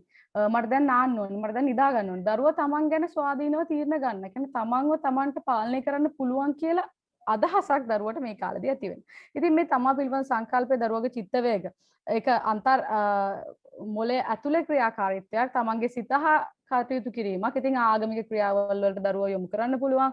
දරුවට ආදරය කිරීමෙන් දරුවට යහපත් චිත්ත වේග හැමතිස්සෙම අපිට දරුවා තුල ඇති කරන්න පුළුවන්. ඉතින් ඒ වගේම අවස්ථා හඳුනාගෙන ඊට අනුකූලව හැඟීම් ප්‍රකාශ කරන්න පුළුවන්. ඉතින් මෙහිදී වෙනත් හඬන දරුවන් දැස බලා ඊට හේතු විමසනවා. මේක ගොඩක් දුරට සිදු වෙන්නේ අවුරුදු 3 වගේ දරුවෝ තමයි. අවුරුදු 3 4. ඉතින් 4 5 වගේ වෙනකොට දරුවා ඊට වඩා සංවර්ධනය වෙලා. මොකද දවසින් දවස අලුත් දේවල් ඉගෙන ගැනීමෙන් දරුවාගේ ශරීරයත් සමග දරුවාගේ මනසත් වර්ධනය වෙන නිසා මෙහිදී තමන්ගේ හැඟීම් ප්‍රකාශ කරන්න පුළුවන්. මම සතුටින්. ඇයි මං සතුටින්? ආච්චි බලන්න ගියපු නිසා. මට දුකයි. ඇයි මං දුකින්? මගේ කාර් එක කැඩුනා. මට රිදෙනවා. ඇයි රිදෙන්නේ? මාව වැටුණ නිසා. කියන්නේ දරුවා හේතුව හා ඵලය පිළිබඳව දැනුවත් වීමක් ලබා ගන්නවා. මේ ඵලය ලැබුණේ මෙන්න මේ හේතුව නිසා. මේක අතිශය වැදගත් දරුවාගේ බුද්ධි වර්ධනය වීමක් කියලා ඔබට දැනගන්න පුළුවන්.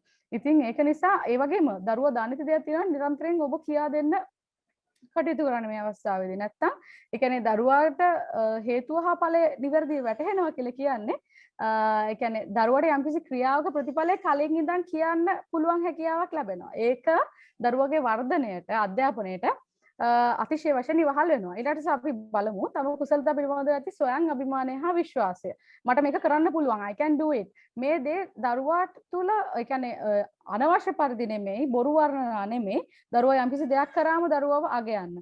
දරුවට මේක කරන්න පුළුවන් කියන දරුවව දිරි ගන්නවන්න. මේ වගේ දේවල් වලින් දරුවට ආත්ම අභිමානය, ස්වයං අභිමානය, දරුවා කෙරෙහි විශ්වාසය දරුවට ඇති වෙනවා. ඉතින් මෙහිදී මෙහි මම සඳහන් කළා තියෙනවා තමන්ගේ ඉලක්කය සපුරා ගැනීමෙන් පසු වැඩිහිටියන්ගෙන් පැසසුම් ලබා ආඩම්බර වීම සඳහා ඒවා ඔවුන්ගේ අවධානයට ලක් කිරීමට දරුවා හරිම කැමතියි. දරුවා හරි කැමති දෙයක් ඉදිරිපත් වෙලා කරන්න. ඇයි? දරුවා පැසසුම් ලබන්න කැමතියි. දරුවා ආදරය ලබන්න කැමති, පිළිගැනීම ලබන්න කැමති නිසා. ඒ වගේම තමන්ගේ හැකියාවන් මහත් උනන්දුවෙන් දරුවා පෙන්වනවා. යම් දෙයක් සඳහා තම මත ඉදිරිපත් කරනවා. යමක දරුවාට බයිසිකලයක් පැදීමට හැකියදයි ඔව් මට පුළුවන් කියලා පෙන්වනවා. තාත්තත් එක්ක හරි හරියට තාත්තගේ වාහනේ හොදනවා. අම්මත් එක්ක උයන් උදව් වෙනවා.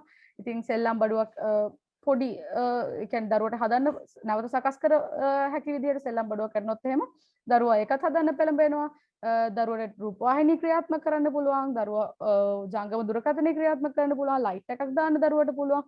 මේ පොඩි දේවල් විදිහට අපිට පෙවුනට මේවා අතිශය විශාල දේවල්. ඉතින් දරුවාගේ හැකියාවන්ද, සමාජයද, දරුවාගේ බුද්ධියද, දරුවගේ කතනයද, භාෂාවද, ශ්‍රවණයද මේ හැමදේම සංවර්ධනය වෙනවා. ඒ කියන්නේ ගත වෙන හැම මොහොතක්ම දරුවගේ වර්ධනයට අතිශය උපකාරී. ඉතින් අපි බලමු අනිත් එක තමන්ගේ හැඟීම් පාලනය කිරීමට දරුවට හැකියාවක් ලැබෙනවා. ඒ කියන්නේ තමන්ගේ හැඟීම් මුහුණෙන් පෙන්වනවා. ඉතින් ගුරුවරිය පෙර පාසලේදී කරනවා. සතුටු මුහුණ, දුක් මුහුණ මේ දේවල් දරුවට උගන්වනවා. ඉතින් අපි ගෙදරදීත් අපි ඒව ටිකක් ගුරුවරීටම දෙන්නේ නැතුව අපි ඒක ගෙදරදී අපිට කියලා දෙන්න පුළුවන්. ඒ කියන්නේ මෙහිදී විෂය නිර්දේශයක් නෑනේ දරුවට විෂය නිර්දේශයක් තියෙනවා. ගෙදරදී උගන්වන විෂය නිර්දේශයක් නෑනේ. නමුත් පෙරපාසල් ගුරුවරිය අද කළේ මොනවද කියන දේ අපි දරුවත් එක්ක කියන්නේ ගෙදර වැඩ නෙමෙයි පෙරපාසල් ගුරුවරිය මොනවද කරේ කියන දේවල් අපි දරුවත් එක්ක කතා කරලා ගත්තම අපිට තේරුම් යනවා මේ ගුරුවරිය මේ කරන්නේ අද සමාජ සංවර්ධනයට අදාළ දෙයක්. ගුරුවරිය කරන්නේ මේක චාලක සංවර්ධනයට අදාළ දෙයක්. ගුරුවරිය කරන්නේ බුද්ධි සංවර්ධනයට අදාළ දෙයක්. මේ වගේ දේවල් අපිට අවබෝධ වෙන්න පටන් ගන්නවා. ඉතින් අවබෝධ වෙන්න පටන් ගන්න නම් අපි මේ ගැන දැනගෙන ඉන්න ඕනේ. ඒ වගේම පෙරපාසල් ගුරුවරියට අකුරු උගන්වන්න කියලා ඉලක්ක උගන්වන්න කියලා බල කිරීමකුත් කරන්න අවශ්‍ය නැහැ. මොකද හැඟීම් පාලනය හරිම වැදගත්.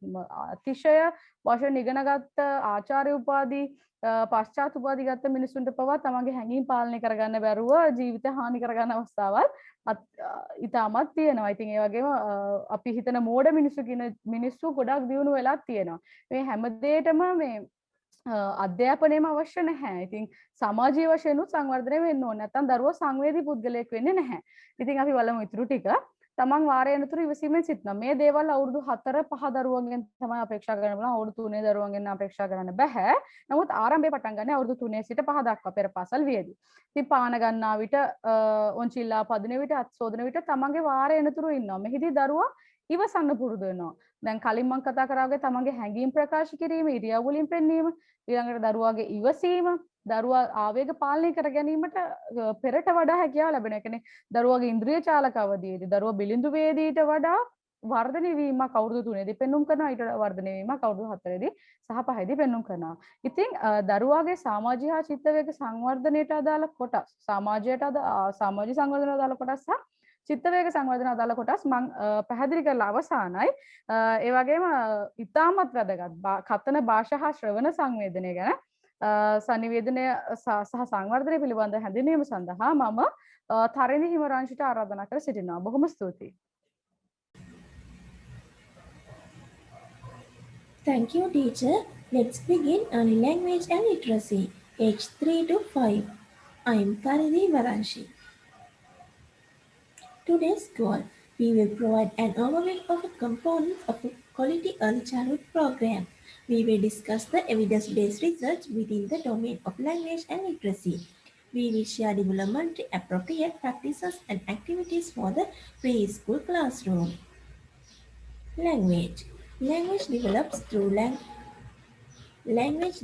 through children's interactions with other people around them. For example, a baby hears his mother's talk directly to him, as well as to other people. Hearing the mother's speech may encourage a baby to try to imitate the sounds that he hears over time. Furthermore, the baby will quickly learn which words are connected to certain objects or people, and which words may produce particular response from others. What is early literacy? Early literacy is what children know about reading before actually. Early literacy is what children know about reading before they can actually read. Early literacy is pre-reading skills. Early literacy is reading readiness. How does a child begin to learn a language? From the day of the birth, a child's brain is receptive to learning language. The size of toddler's vocabulary is strongly correlated with how much the mothers talk to the child. Children learn to speak by being surrounded by speech. Your habits of talking and listening will make a difference in your child's language development. 3 main pathways to the brain. Learning begins with your senses. We can think of your senses as pathway to the brain. When teaching reading and spellings, the 3 main senses we can involve are sight, hearing, and touch. Sight, the visual pathway. Hearing, the auditory pathway. Touch, the kinetic pathway. It is not practiced to involve the other 2 main senses. They are taste and smell. So, for the purpose of the teaching reading and spellings, we just focus on these 3. But how do you do that? Aren't reading and spellings visual skills? You look at the words and read it. Right. It is true that we most curriculum spellings and reading and taught preliminary through the visual pathways, ignoring the major pathways to the brain. But not only the possible to activate the auditory and kinetic pathways to the brain. doing is so extremely beneficial for the most learners. Here is the how it is work. Multisensory learning is powerful. Think of your eyes, ears and hands as information receptors for your brain. Your senses gather information and send it to your brain for processing. Then your brain decides whether to pay attention to the information. If it is does, the information is stored in your short-term memory for the further processing.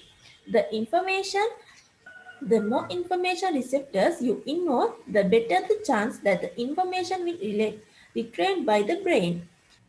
Interestingly, when children are taught using all three pathways to the brain, visual, auditory, and kinetic, they learn more than when they are taught through only one pathway. The more senses we involve, the more learning occurs. So even if your child tends to be prefer visual learning, it is still important to teach through all three pathways. By the way, when you use multisensory teaching, it is not necessary to figure out whether your child has a particular learning preference. That is because the best way to teach is to involve multiple pathways to the brain rather than target just one pathway. Ready to try multisensory activities with your kids? Here is the roundup of 5 that features some of the favorite multisensory activities for the reading and spellings. First one is compound words. Compound words are most effectively practiced with the visual and kinetic activities. Second one is contractions. Contractions are a lot of more interesting with and activities that engage multiple senses.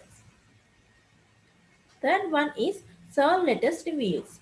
Solve letters reveals quickly and effectively by activating all three pathways to the brain stimulatiously. Word flippers. It engages all three pathways while working on decoding skills and automaticity. Word trees. Word trees reinforce lattice roots, prefixes and suffixes, activating visual and kinetic pathways. Language and literacy development are major domains of early language development.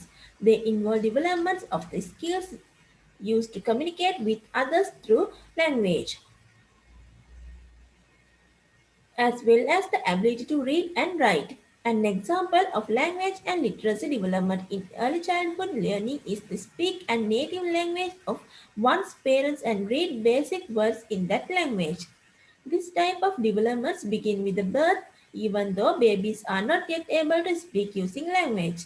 The following covers the key areas of knowledge one should have in regard to early childhood language and literacy development. Include key concepts, ways that adults or caregivers can support the language and literacy development of babies and young children, and common communication disorders. Developmental milestones are typical changes that occur for children as they grow from birth throughout childhood. They are reached at different times for different children and may be impacted by developmental disabilities.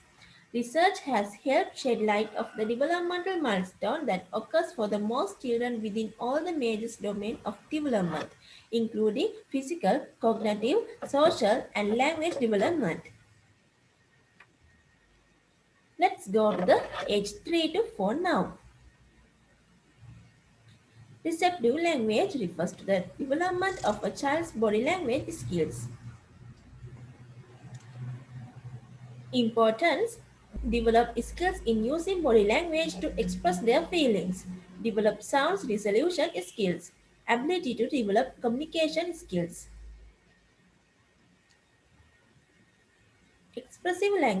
Expression language is the development and the ability of a child to express their ideas, thoughts, attitudes, beliefs clearly and to express their needs to others.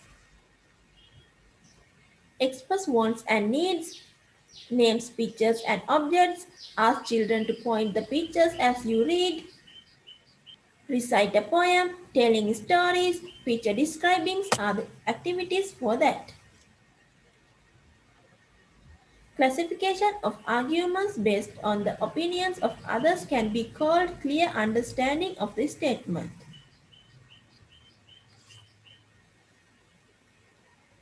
The child's listening ability improves to clearly understand the thoughts and wishes of others. Are the importance in this? Speech language auditory development age 3 to 4. By 3 years, can hold conversations, can name more objects and peoples, and understand more complex instructions, enjoy listening to and talking about storybooks, understanding that print carries a message, makes attempt to read and write, identify familiar signs and labels, participate rhyming games, identify some letters and make some letter sound matches. By age 4, can tell stories, understand some grammatical rules, can sing a song, recite a poem. These are the classroom activities. The other subdomain is in 3 to 4 is early literacy. There are 3 distinct subdivisions. They are awareness of print, pre-reading and pre-writing. The first one is print awareness. What is print awareness? Knowledge that people read the text, not just look at the pictures. Awareness of how to read. Awareness of how to read a book right side up, starting with the first page and continue to the end. The left page is read first and the text is read from the left to right. Understanding that words are units separated by white spaces.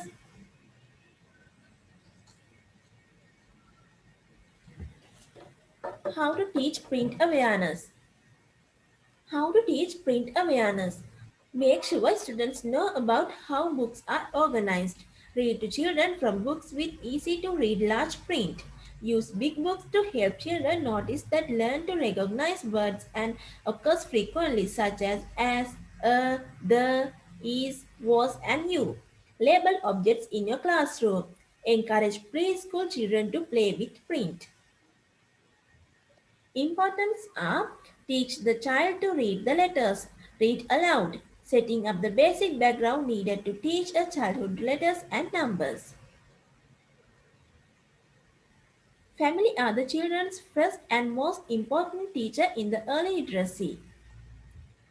Family or caregivers play an important role supporting, reinforce and the help if the child is struggling with reading. Family or caregivers reinforce and broaden the horizon of those children on track to be readers who need to reach and grow. Family or caregivers make the difference among I can't, I might, I will and I did.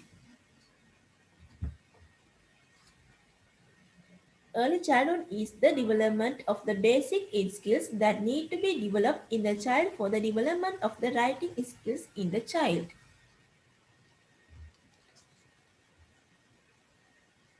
It is important to understand the development of writing skills before developing the basic skills needed to develop writing skills, not the development of the writing skills in the child.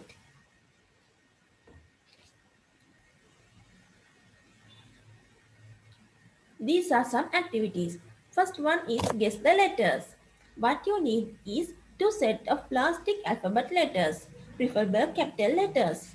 What you do is, this is a game that 2 children can play together or you can even play with your own child. The object is to try to correctly identify and the name letters based on feeling them without looking. The player who successfully identifies and places all the letters on an array is the winner. The next one is snaky letters. What you need is modeling clay or cookie dough. What you do in here is roll the pieces of clay or cookie dough into the snake-shaped pieces for the child to use. Help your child from the pieces into the shapes of letters. If you take cookie dough, make sure the letters with the enclosed with circles, examples E, O, P, Q, B, D, like these letters have a plenty of spaces inside the circles before baking. This will ensure that the circles will not close up when baked. Now we go to the age 4 to 5. Receptive language. Acoustic abilities develop in the child. The child's thinking ability develops. Socialization takes place. Examples: repeats a simple sentence read by an adult, prices and numbers, reveals, repeats after hearing 4 digits. Expressive language. In here, to express one's need correctly to others, to meet the needs of the child, to develop the child's reasoning ability. Picture describing, tell the child stories, ask the child questions, ask the child stories.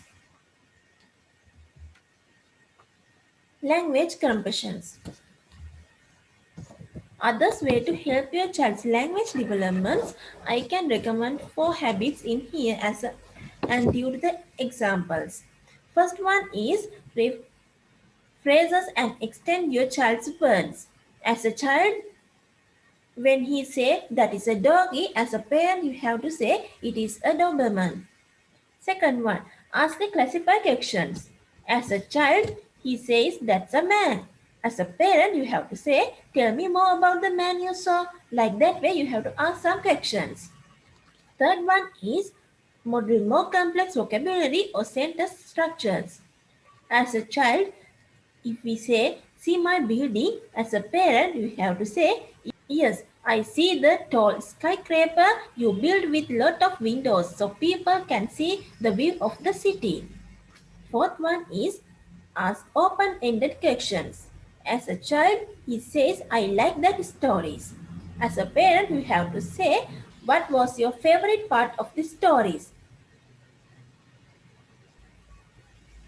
Speech, language and auditory development by age 4 to 5.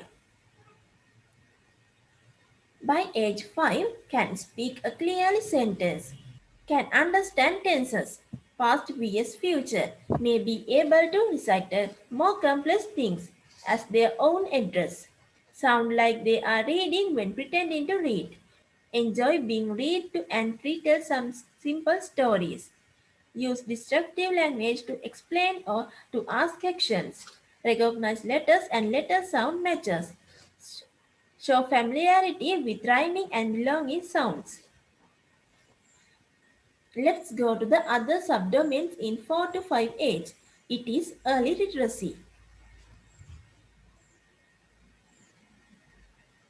First one is print awareness. Left to right, top to bottom, front to back.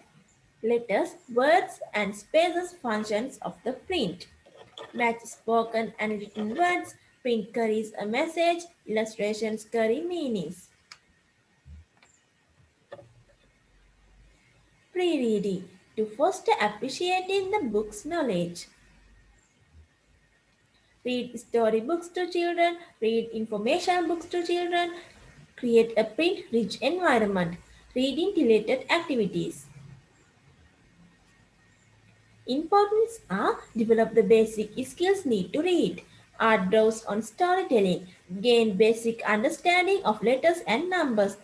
There is a desire to read books. Matching letters and pictures, reading a stories. Color resolutions, match similar images, select odd numbers are them. Early writing. Experiment with a variety of writing tools and materials. Write in some recognizable letters, especially those in own name. What to do? Provide experience for writing. Have a print-rich environment, including writing opportunities in play also. These are the activities for that. Counting, matching and naming letters. Second one is learning the sequence of the alphabet. Alphabet letters and sounds. Children begin to associate the names of letters with their shapes. They begin to notice beginning letters in familiar words. They make some letters matches. Students may begin to identify some of the letters of the alphabet. How important is to me to teach my students the alphabet? The importance of the being able to name and recognize the letters has long been understood by parents. For many years, parents have believed that they had to do two things to prepare their child for school. Teach their child the alphabet, read to their child. Knowing the alphabet is necessary but not sufficient to learning to read. Should I teach my child to write letters? Yes, if you teach correct letter formation. If your child has good control of their finger muscles. No, if you teach them incorrectly and they develop bad habits. If they have not developed finger strength and dexterity. Vocabulary. What is it? To know the meanings of words read. To know the meanings of the words heard. To use a variety of words in spoken and written language. Points to remember. Young children develop vocabulary, extended language skills and knowledge of the world when given opportunities to interact with children and adults in language and print-rich environments. Activities should be integrated across the different development areas. Ongoing assessment assists planning and evaluations. What is letter naming fluency? Target goal of at least 40 by spring of kindergarten. Student identify upper and lower cases letters for 1 minute. What is initial sound fluency? 1 minute assessment given by beginning and middle. Outcome goals of identifying 25 first sounds in words in 1 minute by middle. Examples: shown 4 pictures and told the pictures names. The students can point out the one at the beginning and the correct sound given. Point to the one that begins with like that way. What if a child is not learning the skills I am teaching?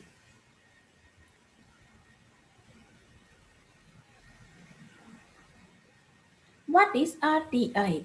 It is the response to instructions. If children do not learn with the strategies we have used, work with them using other strategies until they do learn. Work with them until they do learn. Communication disorders.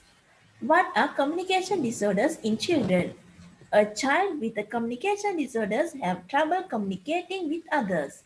He may not understand or make the sounds of speech.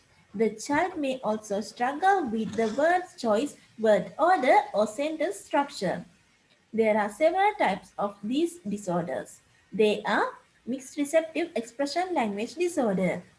A child has developmental delays and problems understanding spoken language and speaking.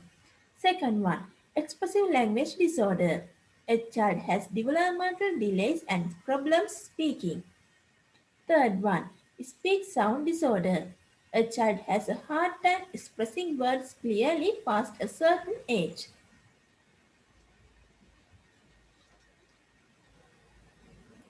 Fourth one, childhood onset fluency disorder. This is also known as stuttering. It is done in childhood and can last throughout life.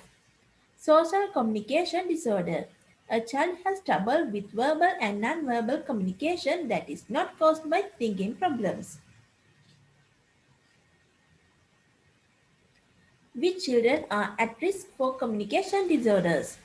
Boys tend to be diagnosed with these disorders more often than girls. Researchers don't know why. Children with this condition often have other mental health problems. What are the symptoms of communication disorders in a child? Each child may have different symptoms, but there are the most common symptoms. Not speaking at all, limited word choices for his or her age, trouble grasping simple directions or naming objects. Most young children with these disorders are able to speak by the time with the entire school, but they still have problems with communicating. School-age children often have problems understanding and making words. Teens may have more problems understanding or expressing abstract ideas. Those symptoms may look like the under health problems. Make sure your child sees healthcare provider for the diagnosis. Most children with these disorders are referred to a speech-language pathologist. This is a speech expert who treats children who are having problems communicating.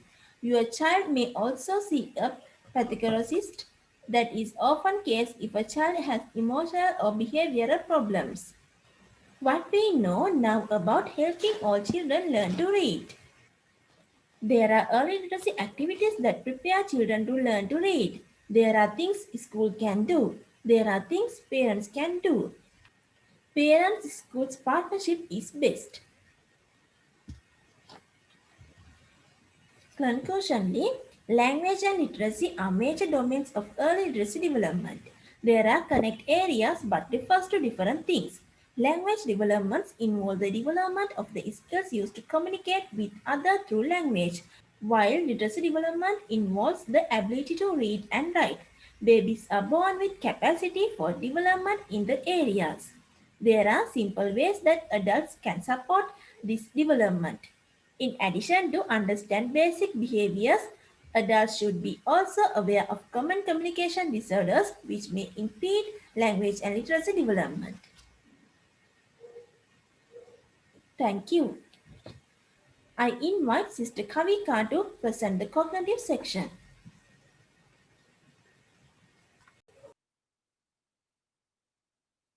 අද මා කතා කිරීමට බලාපොරොත්තු වන්නේ පූර්ව ළමා විය දරුවාගේ බුද්ධි වර්ධනය හා සංවර්ධනය. එනම් ප්‍රජානන සංවර්ධනය. මම කවිකා. මුල් ළමා විය පුද්ගලයෙකුගේ ජීවිතයේ ඉතාමත් වැදගත් අවධිය වන්නේ ඇයි? ඕනෑම පුද්ගලයෙකුගේ බුද්ධි වර්ධනයේ 80%ක්ම සිදුවන්නේ ජීවිතයේ පදනම සකස් වන්නේ මුල් ළමා විය අවධියේ බැවිනි. ප්‍රජානන සංවර්ධනය යනු දරුවාගේ බුද්ධිය හා මානසික හැකියාවන්ගේ ක්‍රමානුකූල දියුණු වීමයි. දරුවා සිතන පතන දන්නා දේවල් වල වැඩි දියුණු වීමයි. විවේචනාත්මක ඇගයීම්, ගැටලු විසඳීම, සංකල්ප හා නීති රීති හඳුනා ගැනීම විය හැකි දේ කලින් සිතීම ප්‍රජානන කුසලතාවය වේ. එනම් ගැටලු තේරුම් ගැනීම හා විසඳීමට තීරණ ගැනීමට සහ ප්‍රතිචාර දැක්වීමට ඇති හැකියාවයි. ඉන්පසු අපි යමු ජීන් පියාජේ යන ළමෝ මනෝවිද්‍යාඥවරයා පිළිබඳව අපි හඳුනා ගනිමු.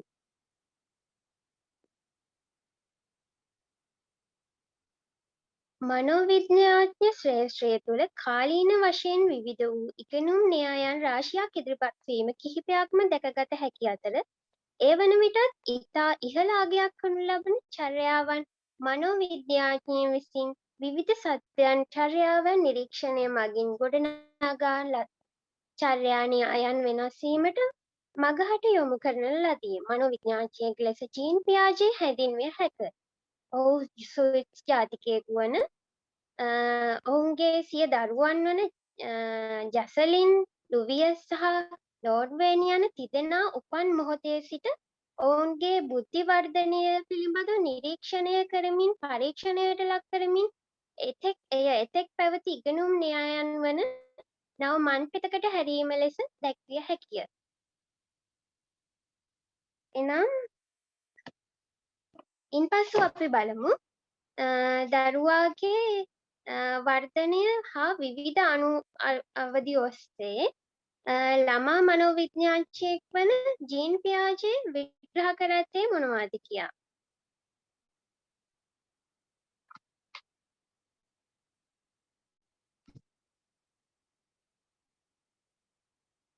ජීන් පියාජේ යන ප්‍රජානන හෙවත් බුද්ධි වර්ධන අවධි සම්පීඩනය පෙන්වා දෙන අන්දමට බුද්ධි ව්‍යුහයන් උපතේ සිට අවුරුදු 18 සිට 20 පමණ දක්වා ක්‍රමයෙන් අඛණ්ඩව වර්ධනය වේ. එනම් එය ඉන්ද්‍රිය ශාලක අවධිය ඔස්සේ දරුවා ඉපදුන දා සිට මාස 24 දක්වා අණු අවදි 6කට කොටස් වශයෙන් වෙන් වී තිබේ. එනම් ප්‍රතික්‍රියා අණු අවදිය, ප්‍රාථමික වක්‍ර ප්‍රතික්‍රියා අණු අවදිය, ද්විතීක වක්‍ර ප්‍රතික්‍රියා අණු අවදිය, ප්‍රතික්‍රියා සමායෝජන අණු අවදිය, තුන්වන වක්‍ර ප්‍රතික්‍රියා අණු අවදිය, නවාර්තයන් අනාවරණය කරනු ලබන අණු අවදියයි. ඉන්පසු අපි බලමු ඉන්ද්‍රිය චාලක අවධිය ඔස්සේ එනම් චරිතාංග ලක්ෂණ හෙවත් හැසිරීම. චරිතාංග ලක්ෂණ හෙවත් හැසිරීම ඔවුන්ගේ කෙටියෙන් හඳුන්වනවා නම් ප්‍රතික්‍රියා අණු අවධිය මාස ඉපදුණු දා සිටන් මාස 2 දක්වා සහජයෙන් ගෙන එනු ලබන මූලික ප්‍රතික්‍රියා අතපය ගැසීම, හකුලුවා ගැනීම, ඇස් තදින් වසා ගැනීම, ගුළුවීම, කිපි උරා ගැනීම වැනි දේවල් ඔවුන්ගේ හැසිරීම් රටා අනුව සිදුවේ. ඉන්පසු ප්‍රාථමික වක්‍ර ප්‍රතික්‍රියා අණු අවධිය මාස 2 සිට 4 දක්වා පෙර කී දේ නැවත නැවත ඔවුන් දියුණු කරමින් අත්පා යුගල් සෙලවීම වැනි දේ ඉදිරිපත් කරයි. ද්විතීක චක්‍ර ප්‍රතික්‍රියා අණු අවධිය මාස 4 සිට 8 දක්වා. එනම් දෙවන අණු අවධියේ කරනු ලබ ප්‍රතික්‍රියා තව දුරටත් ඔවුන් වැඩි දියුණු කරගනී. ද්විතීක ප්‍රතික්‍රියා සමායෝජන අණු අවධිය මාස 8 සිට 12 දක්වා. කලින් තනි සම්කර අර්ථවත් ලෙස හැසිරේ. තුන්වන චක්‍ර ප්‍රතික්‍රියා අණු අවධිය මාස 12 සිට 18 දක්වා කුතුහලය තියුණු ලෙස වැඩි. පරීක්ෂණ ගවේෂණය කරමින් නව අත්දැකීම් සොයා පුටුමේස තල්ලු කරයි, අනුකරණය කරයි, නැති වුණු දේවල් සොයා ගනී. ඉන්පසු අපි බලමු නවාර්ථ අනාවරණ කරනු ලබන අණු අවධි මාස 18 සිට 24 දක්වා. මානසික සමීක්ෂණය සමග නව ක්‍රියාමාර්ග උපාය විධි සොයා ගනී, චිත්ත රූප ගොඩනගා ගනී, ස්වස්මරණ හා සංජානන අයුරින් යම් ක්‍රියාකාරකම් වල යෙදේ.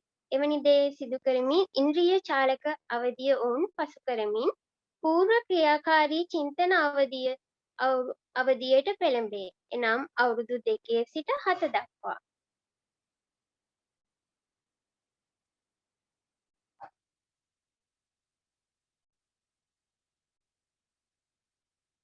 එනම් පූර්ව සංකල්ප අණු අවධියයි. පූර්ව සංකල්ප අණු අවධිය සහ ප්‍රතික්‍රියා චිත්තන අණු අවධිය. පූර්ව සංකල්පන අණු අවධිය අපි කෙටියෙන් හඳුන්වනවා නම් කලින් පැවති ශාරීරික ක්‍රියා මානසික හැකියාව බවට පත් වේ. ප්‍රතික්‍රියා චින්තන අණු අවධිය අපි කෙටියෙන් හඳුන්වනවා නම් පංචේන්ද්‍රය මගින් සංජානනය කරන ලබන ගැනීමේ හැකියාව වැඩි දියුණු කරගනී.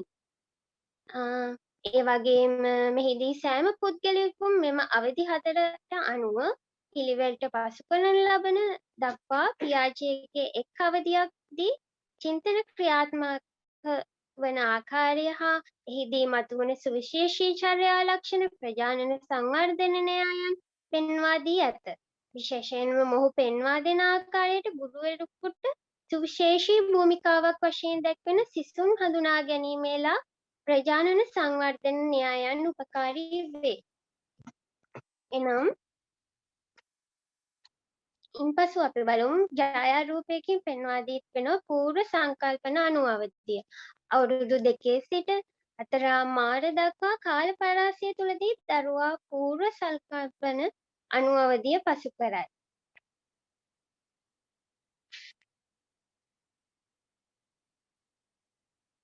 මෙම කාල පරාසයේදී දරුවා පෙන්නම් කරන චරිතාංග ලක්ෂණ හෙවත් හැසිරීම අපි බලමු. එනම් අවුරුදු 2 සිට හැසිරීම් රටාව වෙනස් කරයි. අවුරුදු දෙකට අඩු වයසේ දරුවා දක්වන ලද ශාරීරික ක්‍රියා මානසික ක්‍රියා බවට පත් වේ. භාෂා භාවිතය වැඩි වේ. කථනාත්මක කේන්ද්‍රය වේ. එවැනි දේවලින් එවැනි චරිතාංග ලක්ෂණ තුලින් හැසිරීම් නිරූපණය කරයි. ඉන්පසු අපි බලමු භාෂාව දැන ගැනීම නිසා චින්තනයේ යෙදේ. මෙම දරුවා මමා යන පහළ වේ. එනම් මමා යනුවෙන් මම හෙවත් තමා වශයෙන් පෙනී සිටීමට උත්සාහ දරයි. වර්තමාන දිශානය පමණයි. අතීත සහ අනාගතයක් නැත. සංකේතාත්මක චර්යා ආරම්භයි. චින්තනය සමග මානසික හැකියාද ඒ අනුව බුද්ධි වර්ධනයද ආරම්භයි. අනුකරණ ක්‍රියා බහුල වේ. sannivedana කුසලතා වැඩේ. ඉන්පසු අපි බලමු මෙම වයස් සීමාවේ දරුවා කරන ක්‍රියාකාරකම්. බිල්ඩින් බ්ලොක්ස් හදයි, කුළුණු සාදයි ඒවැන්, භාජන වලට වතුර පුරවයි, ගීතවලට සවන් දීමට ප්‍රිය කරයි, යම් කිසි දෙයක් සංගවාය නැවත සිදු සෙවීමට පෙළඹෙයි. එවැනි දේ සිදු කර ඔවුන් මෙම වයස් සීමාවලදී ක්‍රියාකාරකම් වල යෙදෙයි. මෙවැනි ක්‍රියාකාරකම් වල යෙදෙයි. ඉන්පසු අපි යමු මෙම කාලයේදී දරුවා වයසට අදාළ ක්‍රියාකාරකම් නොකරන්නේ නම් දරුවාට දරුවා සමග එක් වී අපි ගීත ගායනා කරන්න ඕනේ, බිල්ඩින් බොක්ස් ලබා දෙන්න ඕනේ ඔවුන්ට, එතකොට කොම්පියුටර් සෑදීමට හුරු කරන්න ඕනේ, සෙල්ලම් ගෙවල් සෑදීම, ඉලක්කම් ගණන් කිරීම, පාට හඳුන්වා දීම වැනි දේ ඉතා විශාල කාර්යභාරයක් දෙමව්පියන් විසින්ද සිදු කළ යුතුය. ඉන්පසු අපි බලමු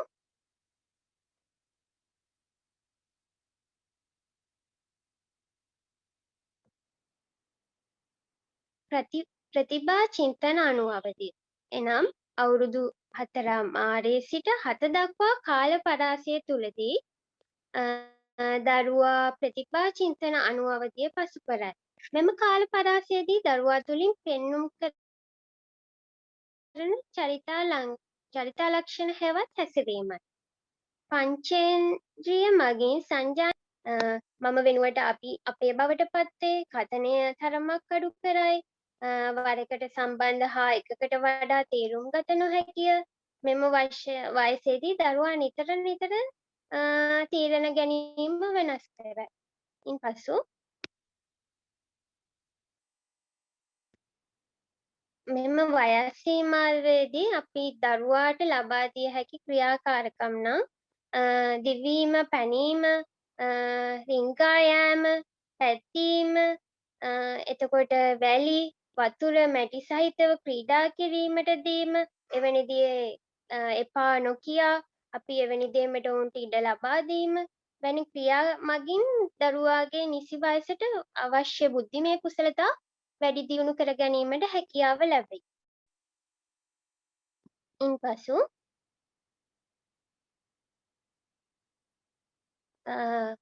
එනම් අවසාන වශයෙන් දැනුවත් කිරීමට තිබෙන්නේ අප වගේම දෙමව්පියන් වන ඔබටත් දරුවා පිළිබඳ මනා සැලකිල්ලක් ඒ වගේම අධීක්ෂණයක් කළ යුතුයි. එය දෙමව්පියන් වන ඔබේ යුතුයකම. ස්තුතියි.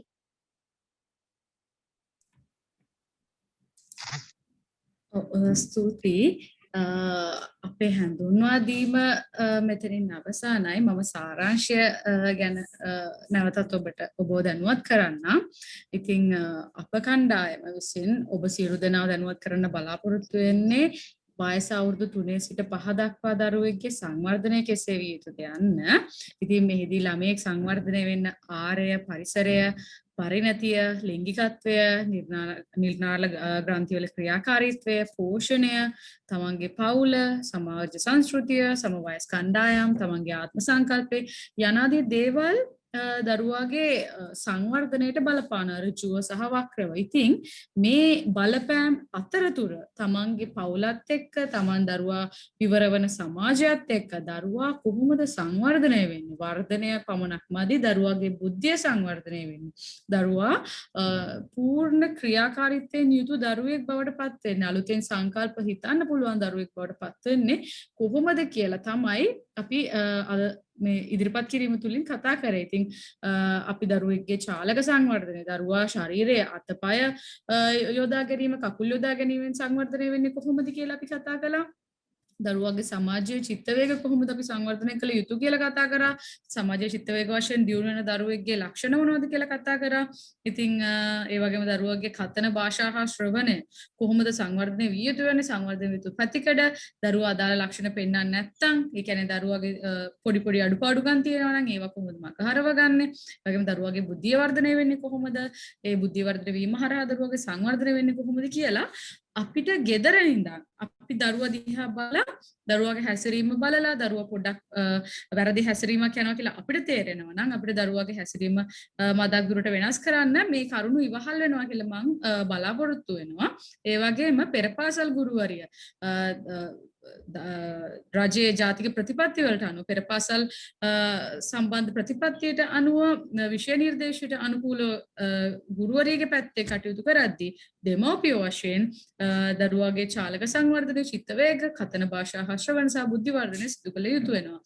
ඉතින් අපි බලාපොරොත්තු වෙනවා ඩී කණ්ඩායම වශයෙන් අපි මේ කියලා දුන්න දේවල් දෙමව්පියන්ට වැදගත් වෙයි කියලා. ඒ නිසා වයස අවුරුදු 3 සිට 5 දක්වා දරුවන්ගේ සමස්ත සංවර්ධනය ඇති කිරීමෙහිලා ඔබගේ අතිශය දායකත්වය අත්‍යවශ්‍ය වෙනවා.